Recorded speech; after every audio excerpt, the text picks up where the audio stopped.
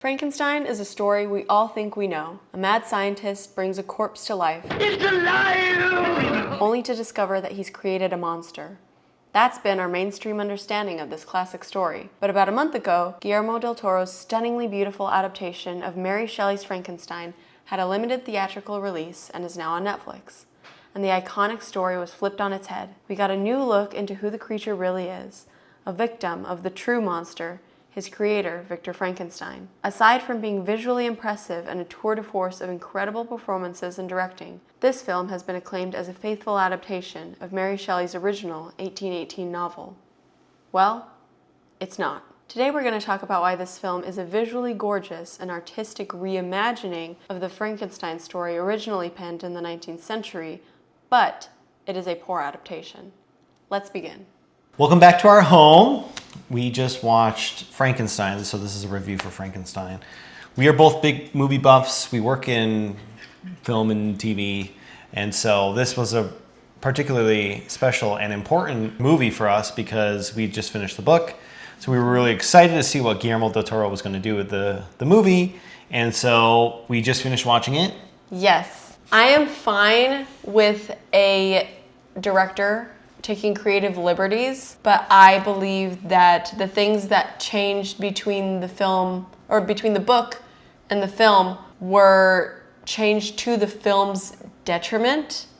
Del Toro definitely took liberties and fashioned a father-son narrative reminiscent of his own life. However, the things he changed fundamentally contradicts much of the themes from the book, which is one thing that should remain intact in any sort of adaptation. If you're going to adapt anything, you can change everything, but don't change the theme. That's the most important thing in my opinion, and I think some of the central themes were changed in this adaptation. When the movie started, we were like, wow, great production value. The direction, as far as blocking, as far as light, like cinematography obviously was stunning. The acting was glorious. The performances were amazing. Yeah, these are pros, right? Guillermo del Toro's been doing it for decades. Oscar Isaac's performance, especially at the beginning, all the choices he had for Frankenstein, especially early on in the boat, was really interesting choices. The creature, Jacob Elordi, He did a great job. he did a really good job. Like, Yeah. you can't deny that he did a phenomenal job. The original book has themes around parent-child relationships, and I think that is the main thing that Del Toro was honing in on, but he made it more true to his and his father's relationship. It seems like Del Toro was trying to fit his personal narrative into the plot points of the original Frankenstein story and just trying to jam it in there. It doesn't truly fit. He lost a lot of the nuance between villain and victim, which is a central part of the Frankenstein story. Both Victor and the creature, by the end of the story, have become villain and victim. They've victimized each other, and they've been victim to each other, and they hate themselves for it in the film. There's a whole depth that is missing when you make one character an obvious villain and one character to be an obvious victim. The creature is beyond reproach. When he kills, it's for self-defense, whereas in the book, he premeditates murders out of his anger and rage because he is driven to that point by his utter and complete loneliness because he cannot find love in the world. The whole point of the monster becoming the monster is he never had that love. He never had that touch. And in the movie, the second he's created, Victor dotes on him and loves him and touches him and cares for him. And Elizabeth comes and she loves him so much and she's trying to teach him, this is a leaf, this is your name. Yeah, this exactly. Is whatever. He experiences all that love that the creature of the book does not. So when he asks for a companion, it doesn't make any sense. when he asks for a companion, just go find someone else. Who cares for you? The costuming was beautiful. The costume design on the creature, he looked like a normal dude. He looked like a handsome guy with some patchwork on his face. Yeah. He wasn't that scary. When the creature is talking to the old man and his family comes back from their trip and they immediately start shooting, it doesn't make any sense because why are you going to start shooting him like he's an animal? You know what I mean? Like, so it just didn't make any sense. Like, he needed to be so grotesque and ugly. Yeah, and that is like a makeup or it's a makeup thing. So he wasn't it didn't make grotesque, sense that all these people would show, I mean, immediately freak out, and then Elizabeth was totally fine in a dungeon in a castle to see him and be like, oh, he's okay. You know, it's like, and then the other cottagers seeing him from behind, he just looks like a tall dude. The whole point of his character is that nobody will ever love him because they're too prejudiced. And that is what makes him a monster. There's a reason why the original is a classic.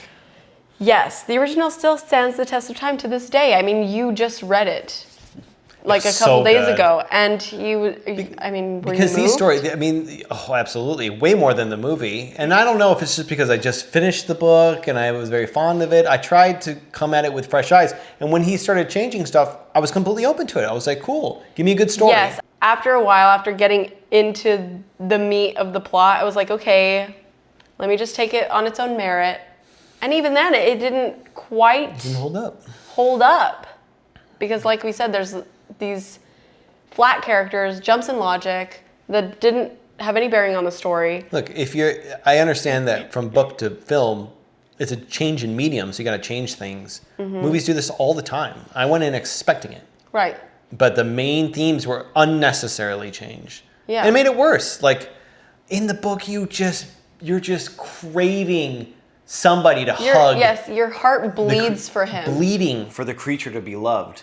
The main qualm I have with this movie is that yes, the cinematography, costuming, set pieces, and performance are all brilliant, but the story falls flat. Even taken on its own, separate from the book, there are many loose ends, one-dimensional characters, and jumps in logic that seem to be there for the sake of being there and not as any sort of storytelling device. And those who have not read the book may see this story as a thought-provoking take on a story they know only in pieces.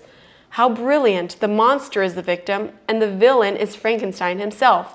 But the book covers all of that, and much, much more. What frustrates me also is that Hollywood has so much money and talent at their fingertips, and yet they still could not do this story justice. Mary Shelley, a 19th century young woman, wrote a more compelling, nuanced, and complex narrative than a 21st century critically acclaimed filmmaker who was adapting the very story she wrote. So I urge you to read the book. It was written hundreds of years ago and to this day has not been adapted to its fullest potential. It's terrifying and thought-provoking and heartbreaking, and it'll make you truly rethink what constitutes a monster. Thanks for watching, and stay tuned for more reviews. I think this is fun. We haven't done a review yet. Yeah, we haven't done reviews. Do you like doing reviews? Yeah. I watch reviews a lot, and we both love movies, film, TV, books, like all sorts of media. We have a lot to say. She's very smart, in particular when it comes to like catching themes in movies and TV shows and stuff like that. And he has a lot of the tactical know-how of like how movies are made and things like that. So I think it's a good combo. Yeah. Well, thanks for watching. Bye, See guys. you later. Bye. Kisses.